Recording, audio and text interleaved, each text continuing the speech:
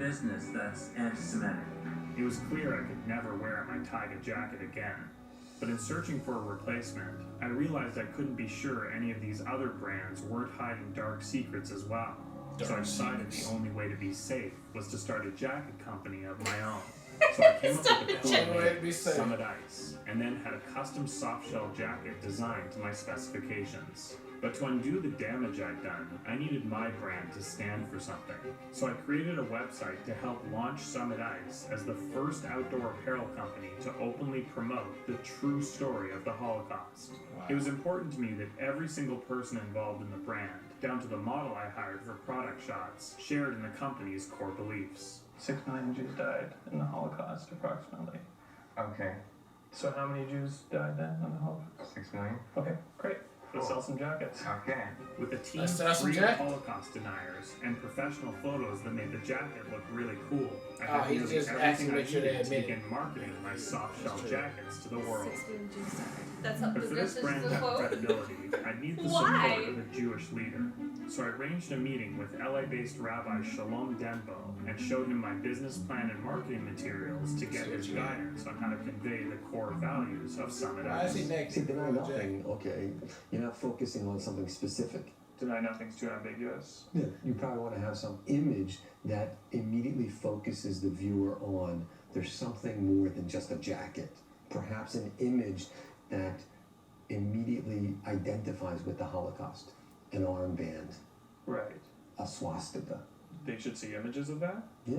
The ovens, the gas chambers, the pits where they line them up to shoot them before the gas chambers. But we're trying to sell jackets too, right? Yeah. You need to see images to know you can't go through life with your head in the sand. Put all that These shit things on are real. and I having some sort of physical retail display that could include educational materials for consumers. So I reached out to a local outdoor store whose manager seemed interested in carrying our brand. Just so you know, our company is a strong supporter of Holocaust awareness education. Oh, neat. I didn't know that. Just want to make sure it's something you're comfortable with. For sure, yeah. All right, cool. Yeah, sure, absolutely. With the manager intrigued, we set up a time for him to see our display later that week. So we'll check back with this in a bit. But first, Susan Kim is the owner of Elizabeth Albert, a boutique that sells some of the top women's fashions on the Burbank Strip. But lately, she's noticed that sales have taken a dip. People are buying less, or they're really tightening their belt. It could be because, in a neighborhood populated largely by young couples, Susan was forgetting all about the men. So I paid her a visit with a way to keep couples happy in her store. To be honest with you, as a guy, this store is pretty boring. Because it's a women's store. Exactly. Yeah. So I came in here with my girlfriend. Hypothetically speaking, I don't have a girlfriend. But I think I'd be nagging her to leave. What are we saying about that, bro? People would like to spend time in women's clothing store anyway. Until now. You see, when a guy has nothing to do, the woman he's with feels a psychological pressure to leave, which will often keep her from staying longer and buying more stuff. The solution? A dedicated man zone where guys can chill and relax while the women shop. That's sure. That makes sense. I mean, trust me, I know guys. All we need is a beer in our hand and a bro by our side, and we are out of the way. In fact, never heard any guy saying that. If I had a brew and a bro, I'm fine. I totally hear you, but leave it to me for the guy stuff. Trust me. Oh my god. Okay. Susan was on board, don't. and we decided that her back storage area would be the perfect spot for the new man zone. So the next day, I had my team bring in all the essentials to make this room the ultimate hangout den for guys. Peanuts, good. And once everything was in its place, all we had to do was wait for the first couple to come in to see if my man zone would work.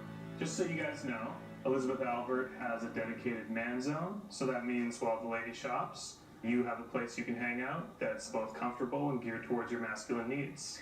So if you want to come hang out there and give her time to shop, you want, it's up to you. Don't leave this bro hanging, dog. Bro hanging, dog? God, it's just so awkward. There's something fun in there, so take as much time as you need. Alright, thank you. Yeah, no problem.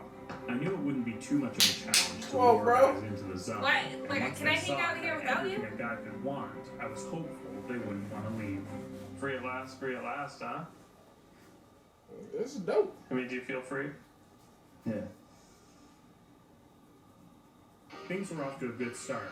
The guy's girlfriend was leisurely Yeah, talk shopping about while back in the zone. You know what I feel like? A mother effing beer. It was just boys being boys. Nice catch. Just two dudes doing what guys do best. Crack that shit. Hanging that out, shit. grabbing a brewski, and watching royalty-free football. Oh yeah. Tampa Bay Bandits versus Houston Gamblers. Enjoy. Big tackle coming. Yeah, that game. Oh, There we shit. go. I thought he was having a good time, but then something bad happened. I'm going. I'm head out. Okay. Oh. The guy decided to leave the zone and go back to his girlfriend after head only out. 4 minutes. And even worse, moments later, they left the shop entirely. This was not what I had promised Susan, and I worried that if I lost another guy that quickly, there would be no winning her back. So when the next couple came in, I had to somehow figure out a way to keep the guy chilling for long. Oh. This is What's so your favorite, awkward. It's just so position? awkward. From the back. Hmm? From the back, yeah, from behind, yeah. Oh, nice. Straight Yeah. damage, bro. Straight damage, bro. Yeah. Guy on top, girl on the bottom. There you go. Nothing's wrong with that, man. Nothing's wrong with that. The sex talk was working, and the guy This is was a loving guy. every minute of it. Nothing wrong with that, man. Caught bareback, man. I Only love way. that. Only way, Only bro. way. Only way. God, I hate that. I just want to die. There's so much stuff these days. It's like, oh, you gotta use protection, all this stuff. But like, whatever you pull out, you're fine, right? Absolutely. As long as you pull out, man. As long as you pull out. That's the key. You gotta pull out. You have to pull out. You have to pull out. That's the key. What is Sometimes happening? I get real close. Yeah. Oh my god. I did. I just want this As to be long as we were over. talking about sex, this guy wasn't going anywhere. And best of all, As his long as we were girlfriend had talking time about to browse sex. every section of the store without interruption. From behind, that's pretty much, I just like to see everything, man. You know, you can't go wrong with that. The guy stayed in the man zone for a full 17 minutes before leaving, and victory had never tasted 17 so minutes sweet. back What are there. you doing Dressing up there. there? You drinking a beer in the sun? Yeah. And even though women may never really understand what guys need, Why are you drinking beer?